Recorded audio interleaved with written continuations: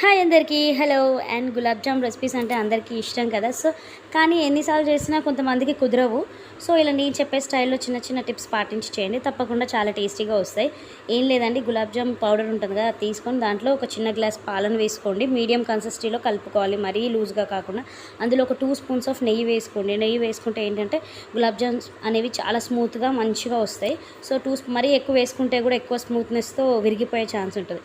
So ఈ లోపు ఇది పిండి పక్కన పెట్టుకునే లోపు షుగర్ సిరప్ 1 గ్లాస్ ఆఫ్ షుగర్కి 2 గ్లాసెస్ ఆఫ్ వాటర్ చప్పున ఈ క్వాంటిటీలో మెజర్ చేసుకొని మనం తీసుకుని అందులో 2-3 ఇలాచీలు అలా వేసుకోండి. ఇలాచీ వేసుకున్న తర్వాత తీగపాకం వచ్చే వరకు చేసుకొని పక్కన పెట్టుకోవాలి. అండ్ ఈ లోపు లడ్డూలు ఫ్రై చేసుకోవాలి. కానీ షుగర్ సిరప్ అనేది చల్లారిన తర్వాతనే ఈ లడ్డూల్ని మనం సిరప్లో యాడ్ చేసుకోవాలి, అప్పుడే క్రాక్స్ రాకుండా ఉంటాయి. సో ఇలా చేసుకుంటే సింపుల్గా గులాబ్ జామ్ అనేది రెడీ అయిపోతుంది. చూసారు కదా ఎంత సాఫ్ట్గా మంచి కలర్ వచ్చింది కదా. వీడియో నచ్చితే లైక్ చేయండి, షేర్ చేయండి, సబ్స్క్రైబ్ చేసుకోండి.